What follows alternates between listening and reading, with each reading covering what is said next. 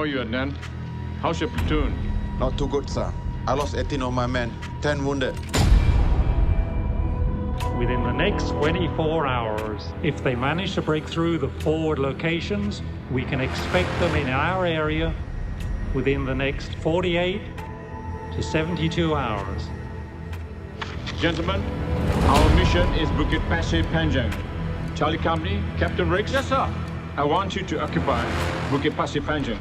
Apalah gunanya kita menumpahkan darah, sedangkan lebih elok kalau kita berundur seperti British. Jadi awak mau bangsa kita terus dihina? Saya nampak lampu di arah laut mengambil tempat kita. Saya percaya musuh, Tuan. Pastikan benar-benar musuh.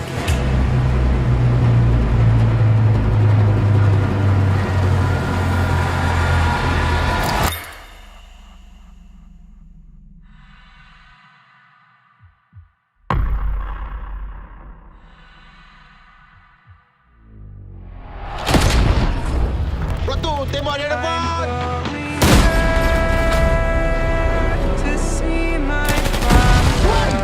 Ini kita siap-siap. I'm going there, no more to run.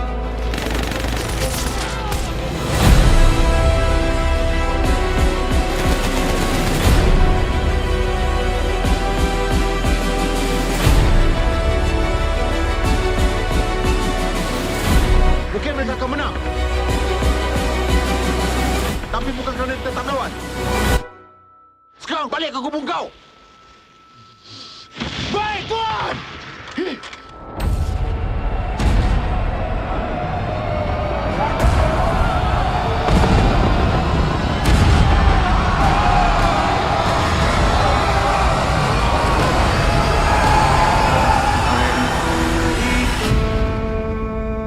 Going over home.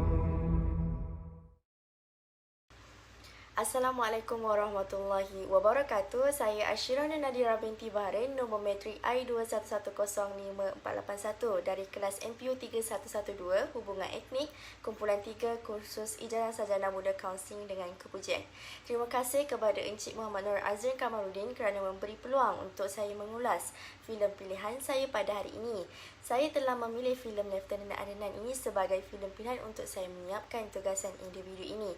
Sebelum saya menghuraikan lebih lanjut berkaitan filem ini, suka saya untuk menerangkan serba sedikit latar belakang filem ini. Filem Lieutenant Adnan ini merupakan sebuah filem patriotik Malaysia yang telah disiarkan pada tahun 2000 dan telah diarahkan oleh Aziz M. Osman dan dibentangi para pelakon tanah air yang hebat. Antaranya ialah Hairi Othman, Datin Umi Aida, Faizal Hussein, Rusti Ramli dan Wahid Senario. Dasarnya, filem ini telah mengisahkan sebuah perjuangan yang dilakukan oleh Lieutenant Adnan dalam menentang tentera Jepun semasa Perang Dunia Kedua. Filem ini juga telah berjaya ditayangkan pada 31 Ogos tahun 2000. Seterusnya, saya akan menerangkan serba sedikit sinopsis filem ini.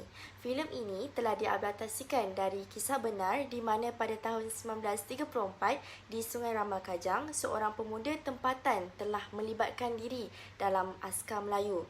Salah seorang pemuda di kampung tersebut iaitu yang lebih dikenali sebagai Adnan bin Saidi atau dikenali sebagai Lieutenant Adnan telah berjaya diserap ke dalam Askar Melayu. Namun, di dalam dokumentari ini, ibu beliau amat menentang hasrat Adnan untuk melibatkan diri dalam dunia ketenteraan. Atas sifat nekat yang ditunjukkan oleh beliau dan beberapa rakan baiknya iaitu Malik dan juga Ismail pergi meninggalkan kampung dan menuju ke kem latihan ketenteraan di Podesen Negeri Sembilan. Di situ mereka telah menjalani latihan fizikal dan mental bagi melayakkan diri untuk menjadi askar Melayu.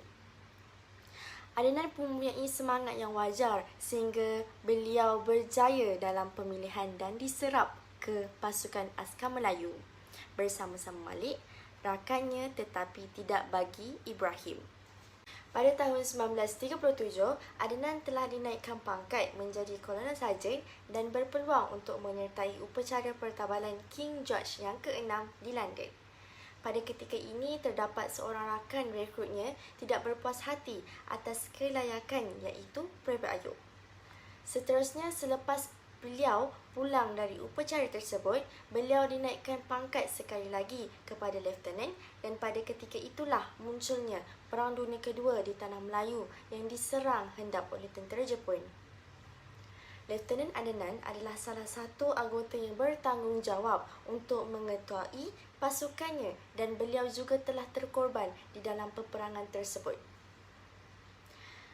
Pertempuran tersebut berlaku di Bukit Candu, Pasir Panjang, Singapura.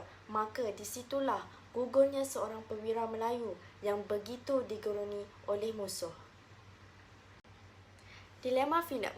Seperti yang kita tahu, Lieutenant Adnan ialah watak utama di dalam filem ini dan mempunyai semangat patriotik untuk mempertahankan tanah Melayu itu sendiri.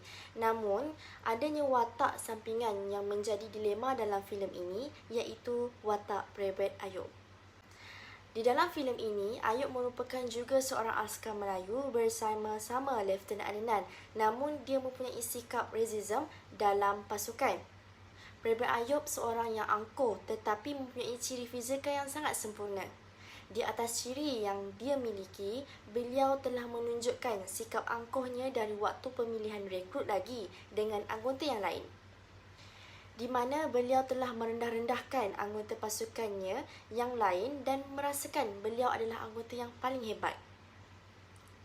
Sikap racism yang ditunjukkan beliau telah mewujudkan permusuhan dalam kalangan anggotanya, iaitu beliau telah merendah-rendahkan Malik kerana tidak melakukan latihan kawat kaki dengan betul.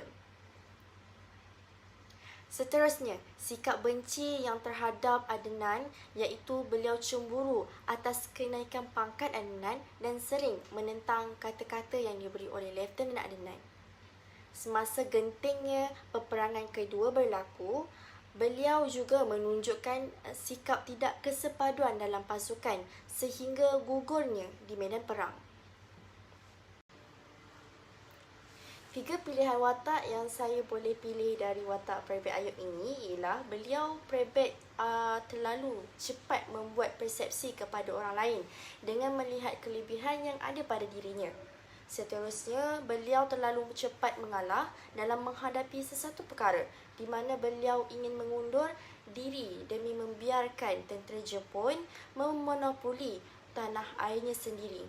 Akhir sekali, beliau adanya sikap tidak bertoleransi bersama ketuanya iaitu beliau cuba menentang sekeras-kerasnya arahan daripada Lieutenant Adnan untuk teruskan perjuangan melawan serangan hendap yang bertalu-talu dari pihak Jepun sendiri.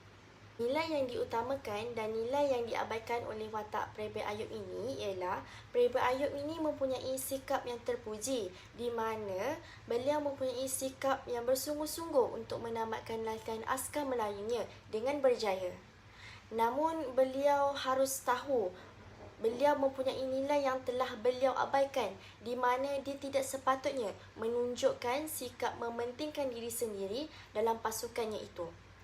Seperti yang kita tahu, seorang anggota askar Melayu haruslah mewujudkan sikap kerjasama dalam pasukan yang tiada sikap angkuh demi mementingkan lagi sikap patriotik untuk menjaga keamanan negara daripada menunjukkan dirinya yang seorang mempunyai ciri yang terbaik. Kaitan isu yang ada dalam filem ini bersama teori yang saya boleh kaitkan ialah racism. Racism ini ialah satu sikap yang Ayub suka membezakan dari segi keupayaan seseorang. Secara umum yang kita boleh dapat lihat dalam filem ini, beliau telah mewujudkan sikap benci dan permusuhan terhadap orang lain mengikut rasnya sendiri.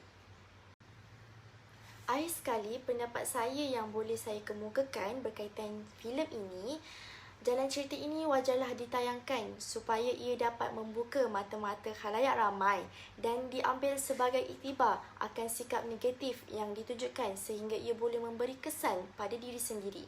Sebagai contoh yang saya boleh kemukakan ialah kita mestilah sentiasa mewujudkan sikap berpasukan atau kerjasama yang baik dalam pasukan supaya satu organisasi itu dapat berkembang dan dikawal dengan baik dan saksama. Sekian, terima kasih.